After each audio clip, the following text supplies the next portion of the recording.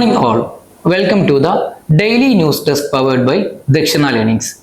Dakshina Learningsന്റെ daily news ഡെസ്കിലേക്ക് എല്ലാവർക്കും സ്വാഗതം. ഫസ്റ്റ് ന്യൂസ് നമ്മുടെ RTI ആക്ടിനെ ബേസ് ചെയ്തിട്ടാണ്. ഓക്കെ, അപ്പം ന്യൂസിലേക്ക് നമുക്ക് നോക്കാം. ന്യൂസ് എന്താണ് പറയുന്നത്? RTI ആക്ട് അമെൻമെന്റ് വോണ്ട് കട്ട് ട്രാൻസ്പെറൻസി.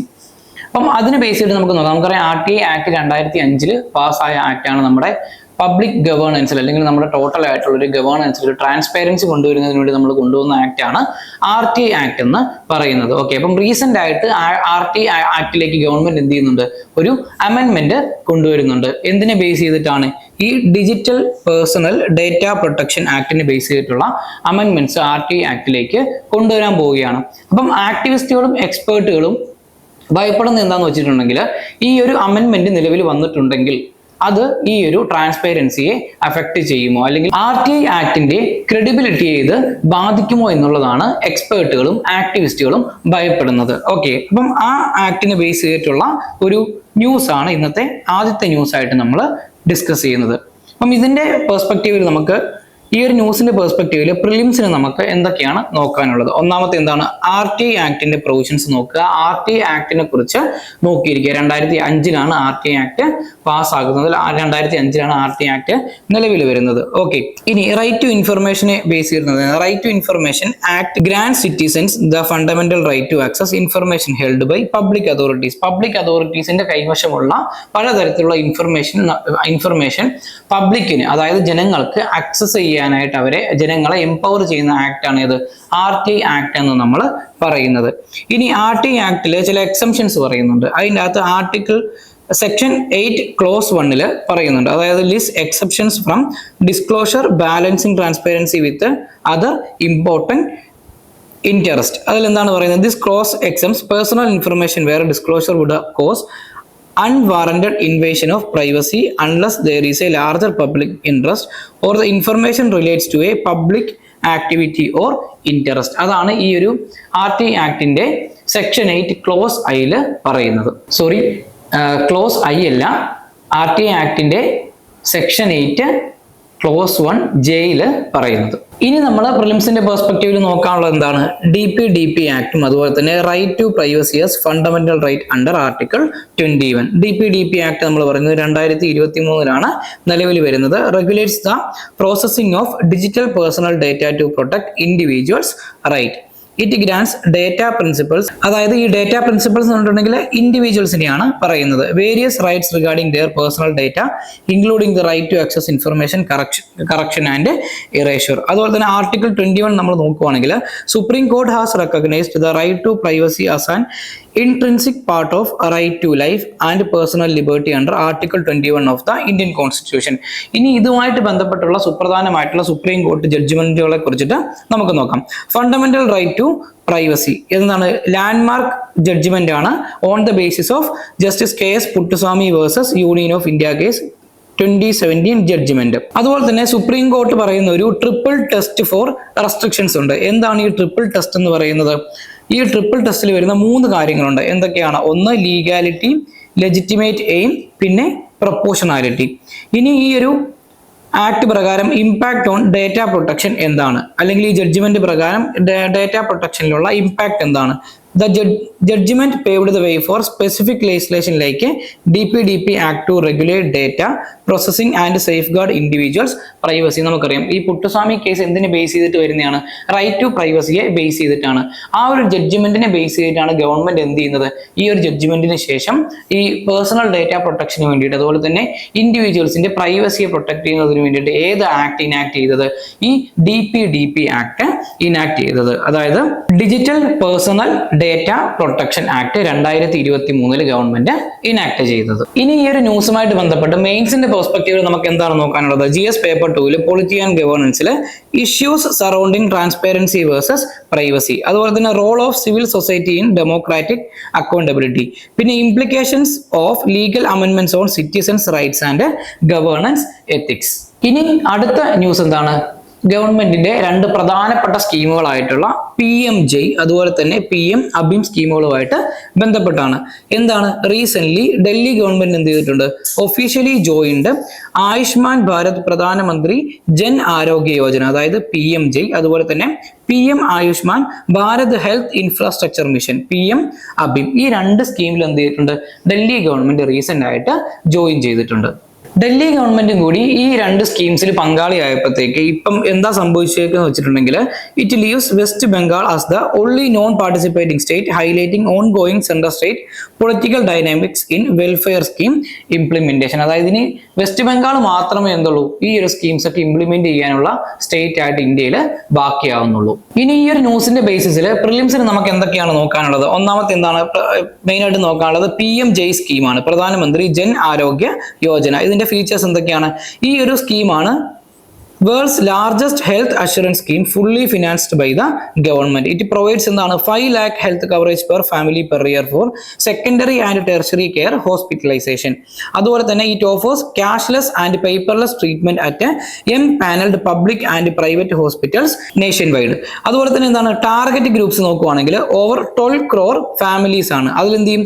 55 crore, അതായത് 55 crore ബെനിഫിഷ്യറീസ് ഇതിന്റെ കീഴിൽ വരും. Identified based on deprivation and occupational criteria from socio-economic caste census SCCC 2011 base ചെയ്തിട്ടാണ് ഈ ഒരു ബെനിഫിഷ്യറീസിനെ ഗവൺമെന്റ് പ്രഖ്യാപിച്ചിരിക്കുന്നത്. റീസെന്റ് വന്ന ഡെവലപ്മെന്റ് എന്താണെന്ന് വെച്ചിട്ടുണ്ടെങ്കിൽ it was expanded to include all senior citizens aged 70 years and above irrespective of income. ഏത് income ഗ്രൂപ്പിൽ വരുന്ന ആൾക്കാരാണെങ്കിലും 70 വയസ്സിൽ കൂടുതലുള്ള എല്ലാവരും എന്ത് ചെയ്തു?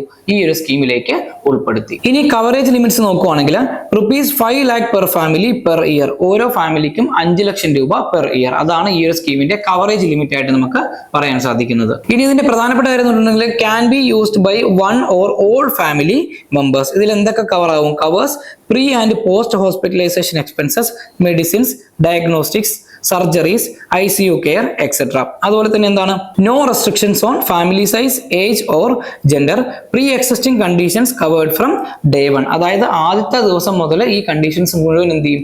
ഈ ഒരു സ്കീമിന്റെ കീഴിൽ ഗവൺമെന്റ് ഫുൾഫിൽ ചെയ്തു തരും. ഇനി ഇൻസ്റ്റിറ്റ്യൂഷണൽ കോമ്പോണൻസ് അല്ലെങ്കിൽ പാർട്ട്നേഴ്സ് ആരൊക്കെയാണെന്ന് നോക്കിയിട്ടുണ്ടെങ്കിൽ empanelled network of public and private hospitals across India. Ayush Bharat digital mission ഇതിന്റെ കൂടെ ക്ലബ് ചെയ്തിട്ടുണ്ട് ഫോർ ഇംപ്രൂവ്ഡ് സർവീസ് ഡെലിവറി. അതുപോലെ തന്നെ നാഷണൽ ഹെൽത്ത് അതോറിറ്റി ആണ് ഇതിന്റെ അപ്പെക്സ് ബോഡി ഫോർ ഇംപ്ലിമെന്റേഷൻ. ഈ ഒരു സ്കീമിന്റെ ഇംപ്ലിമെന്റേഷന് വേണ്ടിയിട്ടുള്ള അപ്പെക്സ് ബോഡി ഏതാണ്? നാഷണൽ ഹെൽത്ത് അതോറിറ്റി ആണ്. ഇനി പ്രിലിംസിന് വേണ്ടി നമുക്ക് അടുത്ത് നോക്കാനുള്ള സ്കീം ഏതാണ്? PM അഭിമാണ്, Pradhanmantri Ayushman Bharat health infrastructure mission. ഇതിന്റെ ഫീച്ചേഴ്സ് നമ്മൾ നോക്കുവാണെങ്കിൽ aims to strengthen public health infrastructure across the country, focuses on developing capacities for health systems and institutions at all levels. അതായത് പ്രൈമറി ലെവലിലാണെങ്കിലും സെക്കൻഡറി ലെവലിലാണെങ്കിലും ടെർഷറി ലെവലിലാണെങ്കിലും എന്ത് ചെയ്യണം? ഹെൽത്ത് ഇൻഫ്രാസ്ട്രക്ചർ ഡെവലപ്പ് ചെയ്യണം. അതാണ് ഈ ഒരു സ്കീം കൊണ്ട് ഉദ്ദേശിക്കുന്നത്. It prepares health systems to respond effectively to current and future pandemics and disasters. നമ്മൾ ഒന്ന് ആലോചിച്ച് നോക്കിയാൽ മതി, COVID-19 വന്ന സമയത്ത് ആ ഒരു സഡൻ ഷോക്കിനോട് റെസ്പോണ്ട് ചെയ്യാൻ നമ്മുടെ ഹെൽത്ത് ഇൻഫ്രാസ്ട്രക്ചറിന് സാധിച്ചിരുന്നില്ല തുടക്കത്തിൽ. പിന്നീടാണ് നമ്മൾ ആ ഒരു കേപ്പബിലിറ്റി ഉണ്ടാക്കിയെടുത്തത്. അപ്പം ഈ ഒരു സ്കീം കൊണ്ട് നമ്മൾ ഉദ്ദേശിക്കുന്നത് എന്താണെന്ന് വെച്ചിട്ടുണ്ടെങ്കിൽ ഇനി ഫ്യൂച്ചറിൽ ഇങ്ങനെ ഏതെങ്കിലും പാൻഡമിക്സോ അല്ലെങ്കിൽ ഏതെങ്കിലും ഒരു ഹെൽത്ത് എമർജൻസിയോ വന്നെങ്കിൽ അതിനോട് നമ്മൾ എന്ത് ചെയ്യണം? എത്രയും പെട്ടെന്ന് നമ്മൾ അതിനോട് റെസ്പോണ്ട് ചെയ്യണം. അങ്ങനെ റെസ്പോണ്ട് ചെയ്യുന്നതിന് വേണ്ടിയിട്ട് നമ്മുടെ ഇൻഫ്രാസ്ട്രക്ചറിനെ നമ്മൾ എന്ത് ചെയ്യണം? ഡെവലപ്പ് ചെയ്ത് എടുക്കണം. അതാണ് ഈ ഒരു സ്കീം കൊണ്ട് ഉദ്ദേശിക്കുന്നത്.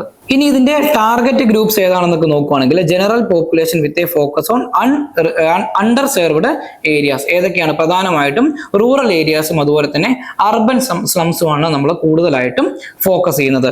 AIIMS to improve health care access and reduce disparities. അതുപോലെ തന്നെ focus on strengthening infrastructure for all. അതായത് ഗവൺമെന്റിന്റെ ഒരു എന്താ പറയുന്നത് ഏറ്റവും ലേറ്റസ്റ്റ് ആയിട്ടുള്ള ഒരു മോട്ടോ ആണെന്ത്? Infrastructure for all. അത് എത്രയും പെട്ടെന്ന് നടപ്പിലാക്കുക എന്നുള്ളതാണ് ഗവൺമെന്റിന്റെ മോട്ടോ. അതിന് എന്ത് ചെയ്യുന്നുണ്ട്?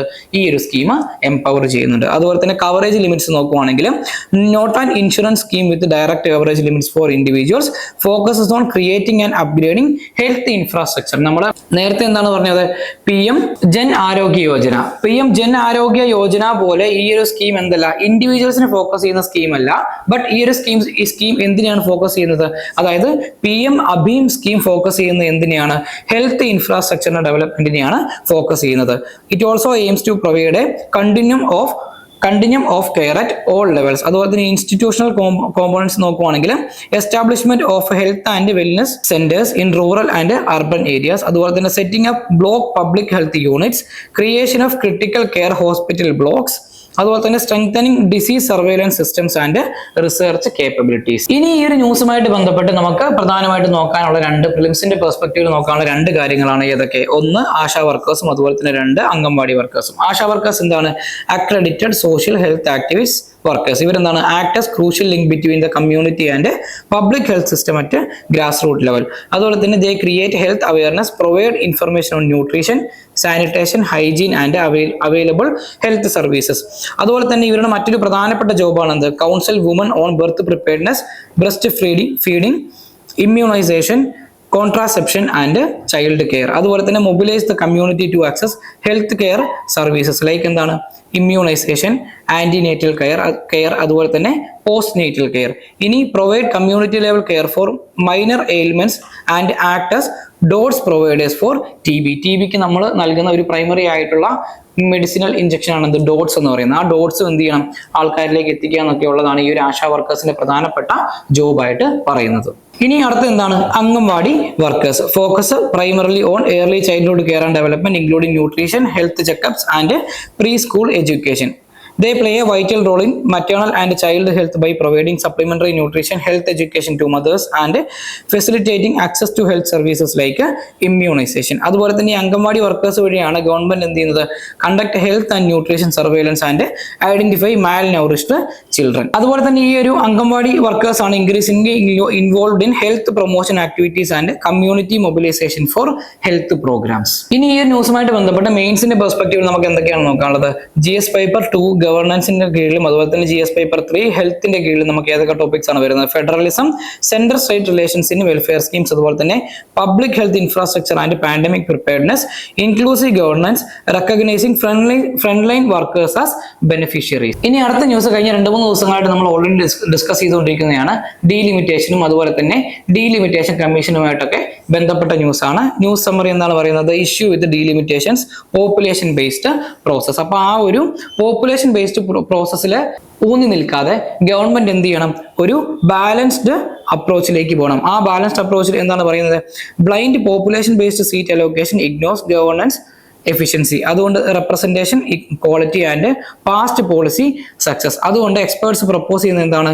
TFR, അതായത് total fertility rate based moderation or a formula like population deflator akin to how inflation is adjusted for GDP. ഇതിന്റെ ബേസിസിൽ നമുക്ക് പ്രിലിംസിന് എന്തൊക്കെയാണ് നോക്കാനുള്ളത്? നമ്മൾ കഴിഞ്ഞ ദിവസം ഡിസ്കസ് ചെയ്തിരുന്നു ആർട്ടിക്കിൾ 82, അതുപോലെ തന്നെ ആർട്ടിക്കിൾ 170, അതുപോലെ തന്നെ ഡീലിമിറ്റേഷൻ പ്രോസസ് എന്താണ്, ഡീലിമിറ്റേഷന്റെ കാര്യങ്ങൾ എന്തൊക്കെയാണ്, ഡീലിമിറ്റേഷൻ നമ്മൾ ഫ്രോസൺ ചെയ്തേക്കുന്ന ഏത് സെൻസസിനെ ബേസ് ചെയ്തിട്ടാണ്, ഇങ്ങനെയുള്ള കാര്യങ്ങളൊക്കെയാണ് നമ്മൾ പ്രിലിംസിന്റെ പെർസ്പെക്റ്റീവിൽ നോക്കാനുള്ളത്. ഇനി കഴിഞ്ഞ ദിവസങ്ങളിൽ നമ്മൾ നോക്കാത്ത പ്രധാനപ്പെട്ട ഒരു കാര്യം എന്തായിരുന്നു?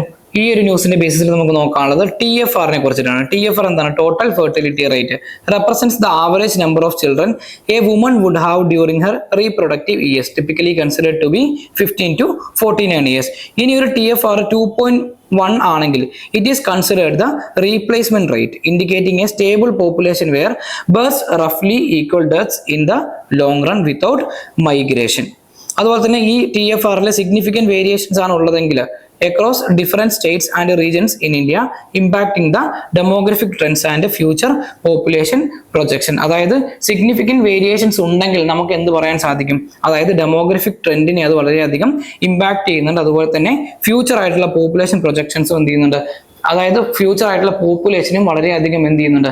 മാറ്റം സംഭവിക്കുന്നുണ്ടെന്ന് നമുക്ക് മനസ്സിലാക്കാൻ സാധിക്കും. ഇനി അടുത്ത ന്യൂസ് എന്ന് പറയുന്നത് ഗവൺമെന്റ് ഒരു പുതിയ പെൻഷൻ സ്കീം കൊണ്ടുവരുന്നുണ്ട്. ഈ പെൻഷൻ സ്കീം ഫോർ ആരാണ്? Gig workers. അതായത് നമ്മുടെ സ്വിഗ്ഗി, സൊമാറ്റോ ഒക്കെ പോലെ ഗിഗ് എക്കോണമിയിൽ വർക്ക് ചെയ്യുന്ന ആൾക്കാർക്ക് വേണ്ടിയിട്ട് ഗവൺമെന്റ് ഒരു പുതിയ പെൻഷൻ സ്കീം ഇംപ്ലിമെന്റ് ചെയ്യാൻ പോവാണ്. അതിനെ ബേസ് ചെയ്തിട്ടാണ് ന്യൂസ് വന്നിരിക്കുന്നത്.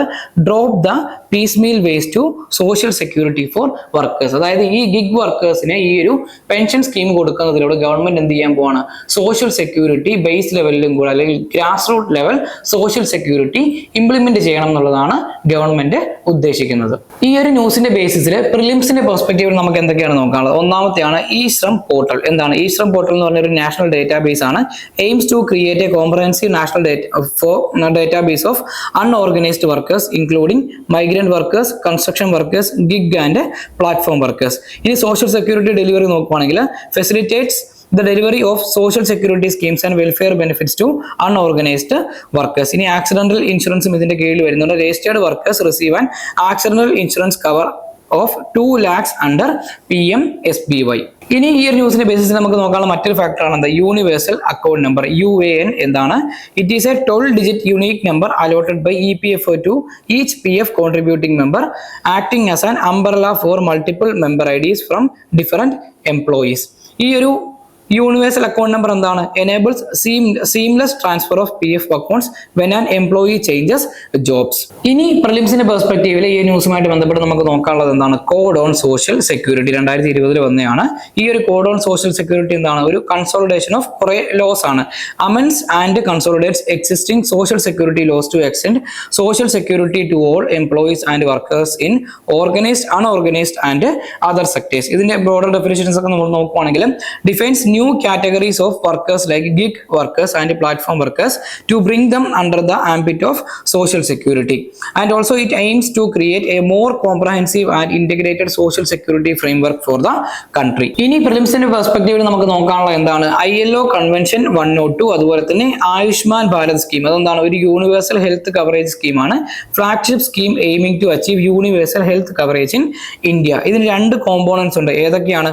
ഒന്ന് comprises health and wellness centers for primary health care and Pradhanmantri Jan Arogya Yojana for secondary and tertiary hospitalisation. ഇതിന്റെ ഫൈനൽ പ്രൊട്ടക്ഷൻ നോക്കുകയാണെങ്കിൽ PMJ provides a health cover of ₹5 lakh per family per year for secondary and tertiary care hospitalization to eligible poor and vulnerable families. ഈ ഒരു ന്യൂസുമായിട്ട് ബന്ധപ്പെട്ട് മെയിൻസിന്റെ പെർസ്പെക്റ്റീവിൽ നമുക്ക് നോക്കാനുള്ള എന്തൊക്കെയാണ്? GS paper 2 governance and social ജസ്റ്റിസിലെ welfare schemes for vulnerable sections, issues relating to informal sector workers and gig economy, role of labour codes and social security policy. GS paper 3 നമുക്ക് നോക്കാനുള്ളത് എക്കണോമിക് ഡെവലപ്മെന്റിന്റെ കീഴിൽ ചേഞ്ചിങ് നേച്ചർ ഓഫ് വർക്ക്, അതായത് gig എക്കോണമിയെ കുറിച്ചിട്ടാണ് specifically പറയുന്നത്. Need for labour reforms and sustainable employment. GS paper 4 എത്തിക്സിന്റെ കീഴിൽ equity and inclusive in welfare policies, അതുപോലെ തന്നെ state responsibility towards marginalised labour groups. ഇനി അടുത്ത ന്യൂസ് നമ്മുടെ RBIയുടെ റിപ്പോ കട്ടും അതുപോലെ തന്നെ RBIയുടെ ലേറ്റസ്റ്റ് ആയിട്ടുള്ള പോളിസി എന്താണ്, RBI എന്താണ് ഉദ്ദേശിക്കുന്നത് ഉള്ളതിനെ കുറിച്ചിട്ടാണ്. ന്യൂസ് എന്താണ്? A cut in line. അതിനെ ബേസ് ചെയ്തിട്ട് നമുക്ക് പ്രിലിംസിന്റെ പെർസ്പെക്റ്റീവിൽ എന്തൊക്കെയാണ് നോക്കാനുള്ളത്? പ്രിലിംസിന്റെ പെർസ്പെക്റ്റീവിൽ നമുക്ക് നോക്കാനുള്ളത് റിപ്പോ റേറ്റ് മോണിറ്ററി പോളിസി ടൂളാണ് RBI യൂസ് ചെയ്യുന്നത്. അപ്പം റിപ്പോ റേറ്റ് എന്താണ്? The interest rate at which the central bank in India, the Reserve Bank of India lens money to commercial banks for short tenures. എന്തിനു വേണ്ടിയിട്ടാണ് use ചെയ്യുന്നത്? Inflation കൺട്രോളിന് വേണ്ടിയിട്ടാണ്. A key tool used by the central bank to control inflation. Increasing the repo rate makes the borrowing more expensive for banks, which can lead to higher lending rates and reduced money supply in the economy. ഇനി and vice versa, നേരെ തിരിച്ചിട്ടാണെങ്കിൽ ഇതിന് നേരെ opposite ആയിട്ടുള്ള impact ആയിരിക്കും എക്കോണമിയിൽ ഉണ്ടാവുന്നത്. അതുപോലെ തന്നെ RBI ഉദ്ദേശിക്കുന്ന മറ്റൊരു കാര്യം എന്താണ്? Liquidity management. Also use to manage liquidity in the banking system. Changes in the repo rate influences the cost of funds for banks and consequently the availability of credit. Okay, ഇനി അടുത്ത monetary policy കമ്മിറ്റിയുടെ composition എന്താണ്? ഈ ഒരു ന്യൂസുമായിട്ട് ബന്ധപ്പെട്ട് നമുക്ക് നോക്കാനുള്ള മറ്റൊരു കാര്യം അതാണ്. 6 മെമ്പേഴ്സ് ഉണ്ട്. Comprises 6 members, 3 nominated by RBI and 3 appointed by the central government. Okay. RBI ഗവർണറാണ് മോണിറ്ററി പോളിസി കമ്മീഷന്റെ ചെയർപേഴ്സൺ ആയിട്ട് വരുന്നത്. ഇനി ഇവിടുത്തെ ഡിസിഷൻ എങ്ങനെയായിരിക്കും? ഡിസിഷൻ എപ്പോഴും ഡിസിഷൻ ബൈ മജോറിറ്റി ആയിരിക്കും. ഇനി എന്തെങ്കിലും ഒരു ടൈ വന്നിട്ടുണ്ടെങ്കിൽ അവിടെ എന്താണ്? Governor has A casting vote, അതായത് RBI ഗവർണറിന് ഒരു കാസ്റ്റിംഗ് വോട്ട് ഉണ്ടായിരിക്കും. ഇനി അക്കോമഡേറ്റീവ് പോളിസിയും അതുപോലെ തന്നെ ന്യൂട്രൽ പോളിസിയും തമ്മിലുള്ള ഡിഫറൻസ് എന്താണ്? അക്കോമഡേറ്റീവ് പോളിസി എന്ന് പറഞ്ഞാൽ എന്താണ്? RBIയുടെ അക്കോമഡേറ്റീവ് പോളിസി ഡിനോട്ട് ചെയ്യുന്നത് indicates that the central bank is inclined towards supporting economic growth. This typically involves a willingness to cut policy rates and ensure sufficient liquidity in the financial system. ആ സമയത്ത് RBI എന്ത് ചെയ്യും? ഈ ഒരു bank rate അല്ലെങ്കിൽ ഈ ഒരു repo rate എന്ത് ചെയ്യും? RBI കുറയ്ക്കും. RBI റിപ്പോ റേറ്റ് കുറയ്ക്കുമ്പോഴത്തേക്കും ഓട്ടോമാറ്റിക്കലി എക്കോണമിയിലേക്ക് കൂടുതലായിട്ടുള്ള മണി ഇൻഫ്യൂസ് ചെയ്യും. അതിനെയാണ് നമ്മൾ അക്കോമഡേറ്റീവ് പോളിസി എന്ന് പറയുന്നത്. ഇനി ന്യൂട്രൽ പോളിസി എന്താണ്? Suggest that the central bank believes the current policy rate is appropriate for balancing both inflation and growth objectives. അതുകൊണ്ട് providing flexibility to move in either direction based on evolving economic conditions. അതുകൊണ്ട് തന്നെ RBI എന്ത് ചെയ്യത്തില്ല, ഈ repo റേറ്റിൽ കാര്യമായ മാറ്റങ്ങളൊന്നും വരുത്തില്ല. ഇനി നിലവിലെ കണ്ടീഷൻ എന്താണ്? കറന്റ് ഷിഫ്റ്റ് എന്താണ്? കറന്റ്ലി RBI ഉദ്ദേശിക്കുന്നത് എന്താണ്? As of April 2025, the RBI's MPC has shifted its stance to accommodative, signaling a greater emphasis on supporting economic recovery amidst global uncertainties and easing inflation. അപ്പം അതിന്റെ ബേസിസിൽ നമ്മൾ നോക്കുകയാണെങ്കിൽ accommodative പോളിസിയാണ് RBI എന്ത് ചെയ്തേക്കുന്നത്, സ്വീകരിച്ചിരിക്കുന്നത്. സോ മാർക്കറ്റിലേക്ക് അല്ലെങ്കിൽ എക്കോണമിയിലേക്ക് എന്ത് ചെയ്യും, കൂടുതലായിട്ട് മണി ഇൻഫ്യൂസ് ചെയ്യപ്പെടും. ഇതെന്താണ്, ഇൻഫ്ലേഷൻ കൂടുന്നതിനും മേ ബി കാരണമായേക്കാം. ഇനി ഇതുമായിട്ട് ബന്ധപ്പെട്ട ഒരു ഹിസ്റ്റോറിക്കൽ റെഫറൻസ് എന്താണ്? ഈ ഹിസ്റ്റോറിക്കൽ റെഫറൻസുമായിട്ട് നമുക്ക് നോക്കാനുള്ളത് സ്മൂത്ത് ഹോളി താരിഫ് ആക്ടിനെ ബേസ് ചെയ്തിട്ടാണ്. ഒരു പ്രൊട്ടക്ഷനിസ്റ്റ് ആയിട്ടുള്ള US ലോ ആണ്, 1930 നിലവിൽ വന്നതാണ്. എന്താണ്? Raised tariffs on thousands of imported goods to protect American industries during the Great Depression. അങ്ങനെ അമേരിക്കൻ ഗവൺമെന്റ് ചെയ്തപ്പോഴത്തേക്ക് മറ്റ് കൺട്രീസ് എന്ത് ചെയ്തു, led to retaliatory tariffs by other countries, causing a significant decline in the international trade and worsening the global economic crisis. Okay, in cautionary trade നമുക്ക് എന്താ പറയുക, serves as a historical example of how protectionist trade policies can have severe negative consequences for the global economy. ഇപ്പോൾ നിലവിൽ എന്ത് ചെയ്തുകൊണ്ടിരിക്കുകയാണ്, Donald ട്രംപിന്റെ കീഴിലുള്ള US government tariffs increase ചെയ്തുകൊണ്ടിരിക്കുകയാണ്. Okay, especially against China. അത് കാരണം തന്നെ എന്ത് സംഭവിക്കുന്നുണ്ട്, നിലവിൽ ഒരു ഗ്ലോബൽ ട്രേഡ് വാർ ഓൺഗോയിങ് ആണ്. ആ ഗ്ലോബൽ ട്രേഡ് വാർ എന്ത് ചെയ്യും, ബാക്കി കൺട്രീസിനെയും കാര്യമായിട്ട് ബാധിക്കും. ഇനി ഈ ഒരു ന്യൂസിന്റെ ബേസിസിൽ നമുക്ക് മെയിൻസിന്റെ പെർസ്പെക്റ്റീവ് എന്താണെന്ന് നോക്കണം. GS paper 3 Indian economy and ഗ്രോത്തിൽ monetary policy in times of global slowdown. അതുപോലെ തന്നെ external sector, trade wars, tariff implications and export competitiveness. ഇനി ഗ്ലോബൽ എക്കണോമിക് ട്രെൻഡ്സ്, പ്രൊട്ടക്ഷനിസം എന്താണ്, US China trade war impact on India. ഇത്രയും കാര്യങ്ങളാണ് മെയിൻസിന്റെ പെർസ്പെക്റ്റീവിൽ നമുക്ക് നോക്കാനുള്ളത്. ഇനി അടുത്തൊരു ന്യൂസ് ഈ ഒരു ആർട്ടിക്കിളിനെ ബേസ് ചെയ്തിട്ടാണ്, ഡെമോക്രസീസ് ഇൻ ഡിക്ലൈൻ. അതിന്റെ ബേസിസിൽ ന്യൂസ് സമ്മറി എന്താണ് പറയുന്നത്, global rise in autocracies and democratic decline. അതാണ് BDEM എന്ന് പറഞ്ഞൊരു ഇൻസ്റ്റിറ്റ്യൂഷൻ. അതിന്റെ 2025 report shows a rise in closed autocracies especially in West Asia, South Asia and Sub-Saharan Africa, reversing decades of democratic progress.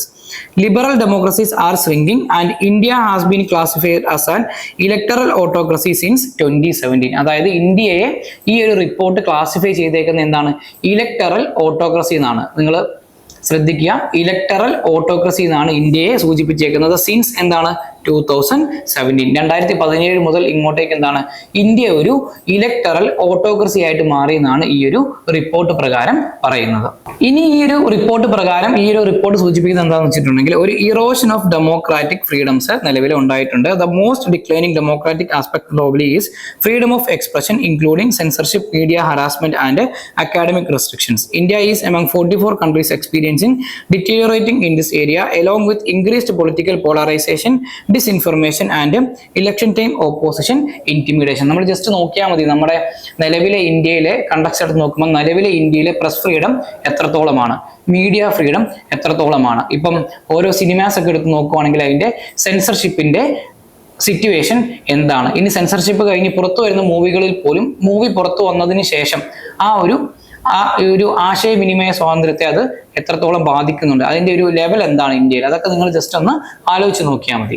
ഇനി പ്രിലിംസിന്റെ പെർസ്പെക്റ്റീവിൽ ഈ ഒരു ന്യൂസുമായിട്ട് ബന്ധപ്പെട്ട് നമുക്ക് എന്തൊക്കെയാണ് നോക്കാനുള്ളത്. ഒന്ന്, പ്രസ് ഫ്രീഡം നോക്കുക. പ്രസ് ഫ്രീഡത്തിനകത്ത് എന്താണ്, as of 2024 India ranked 159 out of 180 countries surveyed by Reporters Sans Frontières. അതായത് ഈ ഒരു പ്രസ് ഫ്രീഡം ഇൻഡെക്സിൽ ഇന്ത്യ എത്രാം സ്ഥാനത്താണ്, 159 സ്ഥാനത്താണ്. അത്രയും പുറകിലാണ് നമ്മുടെ രാജ്യം നിൽക്കുന്നത്. ഓക്കെ, ഇനി പ്രിലിംസിന്റെ പെർസ്പെക്റ്റീവ് നമുക്ക് നോക്കണം മറ്റു കാര്യങ്ങൾ എന്തൊക്കെയാണ്.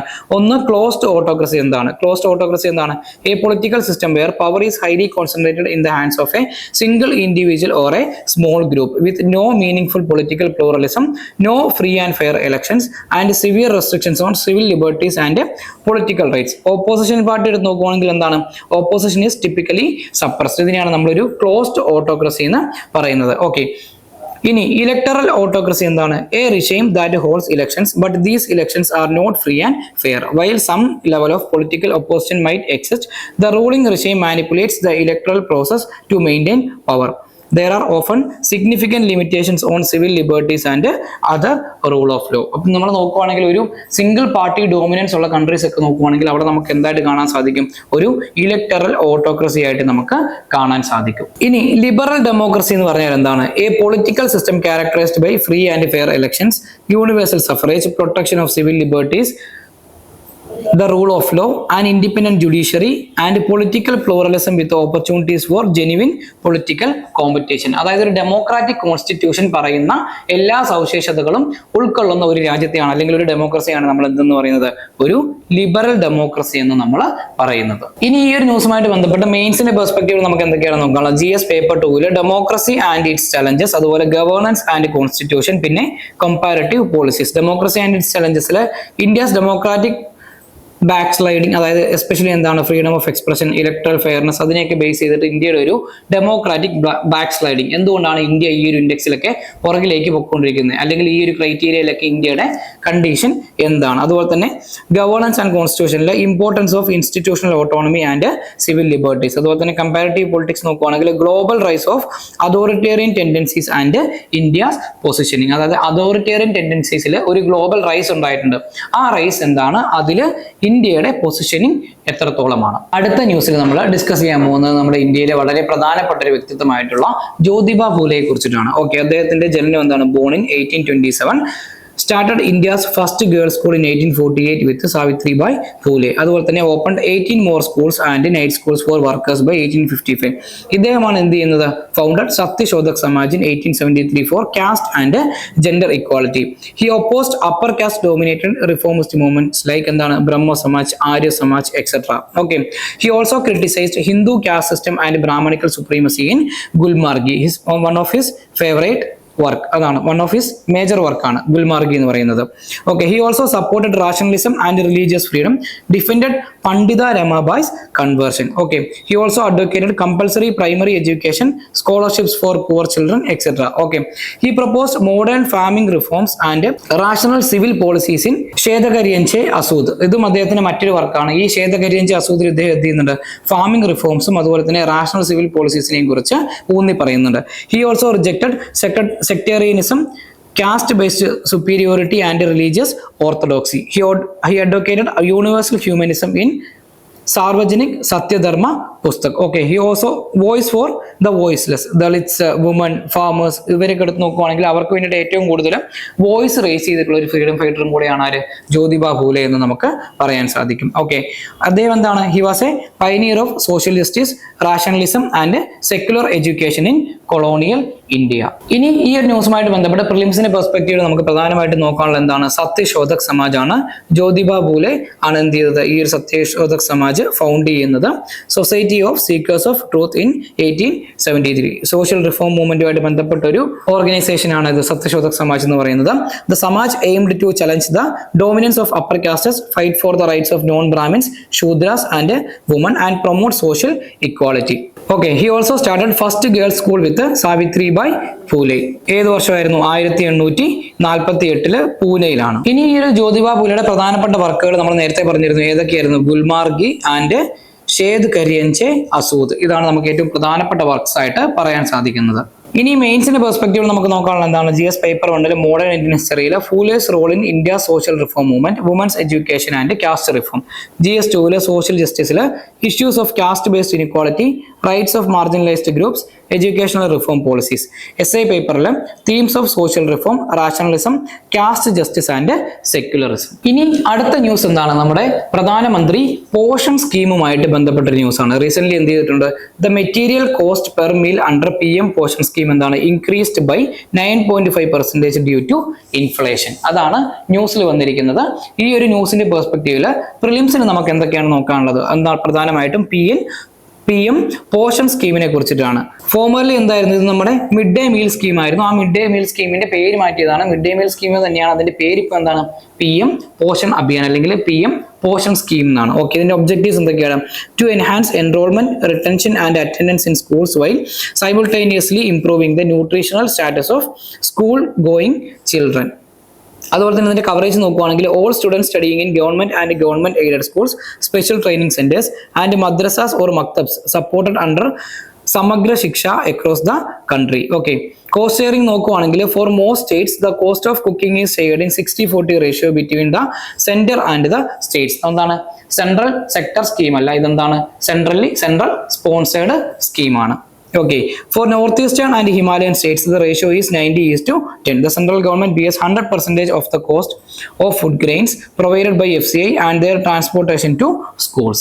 ഇനി പ്രിലിംസിന്റെ പെർസ്പെക്റ്റീവ് നമുക്ക് നോക്കാനുള്ള മറ്റ് രണ്ട് പ്രധാനപ്പെട്ട കാര്യങ്ങളാണെന്ത്, ഒന്ന് ഫുഡ് കോർപ്പറേഷൻ ഓഫ് ഇന്ത്യയും അതുപോലെ തന്നെ മറ്റൊന്നാണെന്ത് പബ്ലിക് ഡിസ്ട്രിബ്യൂഷൻ സിസ്റ്റം. ഇനി മെയിൻസിന്റെ പെർസ്പെക്റ്റീവിൽ നമ്മൾ നോക്കുമ്പോഴത്തേക്കും ഈ ഫുഡ് കോർപ്പറേഷൻ ഓഫ് ഇന്ത്യയും പബ്ലിക് ഡിസ്ട്രിബ്യൂഷൻ സിസ്റ്റവും അതായത് ഫുഡ് സെക്യൂരിറ്റിന്റെ കാര്യത്തിൽ എന്തൊക്കെ റോൾസ് ആണ് വഹിക്കുന്നത്, ഇത്രയും കാര്യങ്ങളാണ് നമുക്ക് ഈ ഒരു ന്യൂസുമായിട്ട് ബന്ധപ്പെട്ട് നോക്കാനുള്ളത്. മെയിൻസിന്റെ പെർസ്പെക്റ്റീവിൽ ഇനി GS paper 2 social justice and welfare schemes, role of school meal programmes in education and nutrition, central state റിലേഷൻസിലെ financial contributions in centrally sponsored schemes, അതുപോലെ എഡ്യൂക്കേഷൻ പോളിസിയിലെ impact of nutrition on learning outcomes and attendance. ഇനി അടുത്ത news എന്താണ്, indoor air പൊല്യൂഷനുമായിട്ട് ബന്ധപ്പെട്ടിട്ടുള്ള news ആണ്. നമുക്കറിയാം നമ്മൾ ആരും എന്താണ് ആക്ച്വലി ഈ ഒരു ഇൻഡോർ എയർ പൊല്യൂഷനെ കുറിച്ചിട്ട് അത്ര കെയർ ചെയ്യുന്ന ആൾക്കാരല്ല. നമ്മൾ നോർമലി എന്താണ് ഒരു നെഗ്ലിജിബിൾ ആയിട്ടുള്ള അല്ലെങ്കിൽ നമ്മളൊരു അത്രയ്ക്കും ശ്രദ്ധയില്ലാത്തൊരു അപ്രോച്ചാണ് ആക്ച്വലി ഈ ഒരു ഇൻഡോർ എയർ പൊല്യൂഷന്റെ കാര്യത്തിൽ നമ്മൾ എടുക്കുന്നത്. അതിന് ബേസ് ചെയ്തിട്ടാണ് ഈ ഒരു ന്യൂസ് വരുന്നത്. ഓക്കെ, ഇനി നമുക്ക് ഈ ഒരു ഇൻഡോർ എയർ പൊല്യൂഷൻ എങ്ങനെ മിറ്റിഗേറ്റ് ചെയ്യാൻ സാധിക്കും? Mitigation through better building design, അതായത് ഗ്രീൻ ആർക്കിടെക്ചറിലൂടെ, വെന്റിലേഷനിലൂടെ, use of non toxic materials, അതുപോലെ തന്നെ sunlight, hepa filters and indoor plants, ഇതൊക്കെ യൂസ് ചെയ്തിട്ടുണ്ടെങ്കിൽ നമുക്ക് എന്താണ് ഇൻഡോർ എയർ ക്വാളിറ്റി നമുക്ക് ഇംപ്രൂവ് ചെയ്യാൻ പറ്റുമെന്നാണ് എക്സ്പേർട്സ് പറയുന്നത്. ഓക്കെ, ഇനി നമ്മൾ നോർമലി എന്താണ് ചെയ്യുന്നത്, നമ്മൾ ഈ ഒരു ഇൻഡോർ എയർ പൊല്യൂഷന്റെ ത്രെറ്റിനെ നമ്മൾ നെഗ്ലക്ട് ചെയ്യുകയാണ് ചെയ്യുന്നത്. Neglected threat of indoor air pollution despite public focus on outdoor pollution. നമ്മൾ നോർമലി ഔട്ട്ഡോർ പൊല്യൂഷനിലാണ് കൂടുതലായിട്ട് ഫോക്കസ് ചെയ്യുന്നത്. ഇൻഡോർ എയർ പൊല്യൂഷനിൽ നമ്മൾ എന്ത് ചെയ്യത്തില്ല, കൂടുതലായിട്ട് ഫോക്കസ് ചെയ്യാറില്ല. അതുകൊണ്ട് തന്നെ indoor air quality remains under addressed in India even though urban residents spend 70-90% of their time indoors. In indoor air quality നോക്കുവാണെങ്കിൽ it is impacted by both external pollutants seeping indoors and indoor sources like cooking, smoking, like incense, cleaning chemicals, poor ventilation and low quality construction materials. ഇതൊക്കെ എന്താണ് ഈ ഒരു indoor air പൊല്യൂഷന് കാരണമാവാറുണ്ട്. ഇനി നമ്മൾ health hazards നോക്കുവാണെങ്കിൽ poor indoor air quality leads to short term health effects. എന്താണ് I irritation, head aches, fatigue, അതുപോലെ തന്നെ long term illnesses such as respiratory diseases, heart issues and cancer. ഇനി ഇതിന്റെ പ്രധാനപ്പെട്ട കാര്യം എന്താണെന്ന് വെച്ചിട്ടുണ്ടെങ്കിൽ അത് പ്രധാനപ്പെട്ട റീസൺ ആയിട്ട് നമ്മൾ പറയുന്നത് എന്താണ്, over crowding and poor ventilation also increase CO2 buildup causing sick building syndrome. ഇത് ഈ ഒരു സിൻഡ്രോമിന് അതായത് ഈ ഒരു ഇൻഡോർ എയർ ക്വാളിറ്റി വളരെയധികം ഡിക്രീസ് ചെയ്യുന്നു, അതായത് നമ്മുടെ ഇൻഡോർ എയർ പൊല്യൂഷൻ കൂടുന്നു. ആ ഒരു സിറ്റുവേഷൻ നമ്മൾ പറയുന്നതാണ് എന്ത്, sick building syndrome. The problem worsens with heat and humidity especially in India's coastal areas. ഇനി ഈ ന്യൂസുമായിട്ട് ബന്ധപ്പെട്ട് പ്രിലിംസിന്റെ പെർസ്പെക്റ്റീവ് നമുക്ക് നോക്കാനുള്ള പ്രധാനപ്പെട്ട കാര്യങ്ങൾ എന്തൊക്കെയാണ്? Definition of indoor air pollution, contaminants indoors, അതിന് നമ്മൾ എന്തൊക്കെയാണ് പറയുന്നത്, refers to the presence of harmful substance or pollutants in the air within buildings and enclosed spaces. ഇതിന്റെ സോഴ്സസ് നമ്മൾ നോക്കുകയാണെങ്കിൽ പലതരത്തിലുള്ള സോഴ്സസ് ഉണ്ട്. These pollutants can originate from various sources inside. Example എന്തൊക്കെയാണ്, combustion, building materials, sealing products etcetera. അതുപോലെ തന്നെ പുറത്തുനിന്ന് വരുന്ന കണ്ടാമിനൻസ് എന്തൊക്കെയാണ്, ഔട്ട്ഡോർ എയർ ഇൻഫിൽട്രേഷൻ. ഓക്കെ, ഇനി ഹെൽത്ത് റിസ്ക് നമ്മൾ നേരത്തെ പറഞ്ഞിരുന്നു, range of adverse health effects from mild irritation to severe respiratory and cardiovascular diseases and even cancer. ഇനി പ്രധാനപ്പെട്ട മറ്റ് കോമ്പോണൻസ് ആണ് ഇത് വോളറ്റൈൽ ഓർഗാനിക് കോമ്പോണൻസ് ലൈക്ക് എന്താണ് ഫോർമാൽഡിഹൈഡ്, കാർബൺ ബേസ്ഡ് കെമിക്കൽസ് നമ്മുടെ ഇൻഡോർ എയറിലേക്ക് കയറി വരാറുണ്ട്. അതുപോലെ തന്നെ കോമൺ സോഴ്സ് നോക്കുവാണെങ്കിൽ found in numerous household products like paints, varnishes, cleaning supplies, അതുപോലെ തന്നെ adhesives, furniture and building materials. നമ്മുടെ ഈ വീടിന്റെ ഇൻഡോറിൽ നമ്മൾ യൂസ് ചെയ്യുന്ന എല്ലാ പ്രൊഡക്ട്സിലും നോർമലി എന്തുണ്ട്, ഇൻഡോർ എയർ പൊല്യൂട്ടൻസ് അടങ്ങിയിട്ടുണ്ട്. ഈ ഒരു ഇൻഡോർ എയർ പൊല്യൂട്ടൻസിന് നമുക്ക് ഒരു കോമൺ അല്ലെങ്കിൽ ഒരു ക്ലാസിക് എക്സാമ്പിൾ ആയിട്ട് നമുക്ക് പറയാൻ സാധിക്കുന്നതാണ് എന്ത്, ഫോർമാൽ ഡിഹൈഡ്. ഈ ഒരു ഫോർമാൽ ഡിഹൈഡിന്റെ സോഴ്സസ് നമ്മൾ നോക്കുവാണെങ്കിൽ എവിടെയൊക്കെയാണ് നമുക്ക് കാണാൻ സാധിക്കുന്നത്, ഇത് നമ്മൾ ഈ ഫോർമാൽഡിഹൈഡിനെ നമ്മൾ പറയുന്നതിന് എന്താണ്, ഹ്യൂമൻ കാർസിനോജൻ എന്നാണ് പറയുന്നത്. Often emitted from pressed wood products, അതുപോലെ തന്നെ എന്താണ് അഡ്ഹസീവ്സ് ആൻഡ് സം ടെക്സ്റ്റൈൽസ്. ഇനി പ്രിലിംസിന്റെ പെർസ്പെക്റ്റീവ് നമുക്ക് നോക്കാനുള്ളത് എന്താണ്, ഹെപ്പ ഫിൽറ്റേഴ്സ് എന്താണ്, high efficiency particulate air filters are mechanical air filters that can theoretically remove at least 99.97% of dust, pollen, mould bacteria and any airborne particles with the size of 0.3 microns. Okay, they are effective in reducing particulate matter pollution indoors. ഇനി green ബിൽഡിംഗ്സിനെ കുറിച്ച് പറയുവാണെങ്കിൽ buildings designed, constructed and operated in an environmentally sustainable way, often incorporating strategies to improve indoor air quality through ventilation, use of low VOC materials and natural purification methods. ഇനി മെയിൻസിന്റെ പെർസ്പെക്റ്റീവിൽ ഈ ന്യൂസുമായിട്ട് നമുക്ക് എന്തൊക്കെയാണ് നോക്കാം. GS paper 3 environment and ഹെൽത്തിലെ urbanisation versus environment sustainability, അതുപോലെ indoor pollution as a silent public health crisis. ഇനി role of architecture and planning in combating pollution. GS paper 2 ഗവേണൻസിൽ നമുക്ക് നോക്കാം public health planning in urban policies especially in case of എന്താണ് indoor air pollutants. ഈ ഒരു ന്യൂസുമായിട്ട് ബന്ധപ്പെട്ട ഇനി ഇന്റർ സെക്ടറൽ കോർഡിനേഷൻ, അത് എന്തിലൊക്കെയാണ് environment, health and urban affairs. അതുപോലെ GS പേപ്പർ 3 നമ്മൾ നോക്കുവാണെങ്കിൽ climate change and carbon cycle disruption, അതുപോലെ impact of wildfires on biodiversity and ecosystems, vulnerability of Arctic regions and feedback loops, link between extreme weather, land temperature rise and എൻവയോൺമെന്റൽ degradation. ഇത്രയും കാര്യങ്ങൾ നമുക്ക് എന്ത് ചെയ്യാൻ പറ്റും, നമുക്ക് മെയിൻസിന്റെ പെർസ്പെക്റ്റീവിൽ നമുക്ക് നോക്കാൻ സാധിക്കുന്നതാണ്. ഇതോടുകൂടി ഇന്നത്തെ ഡെയിലി ന്യൂസ് ഡെസ്ക് അവസാനിക്കുകയാണ്. മറ്റൊരു സെഷനുമായി വീണ്ടും കാണാം. Good bye.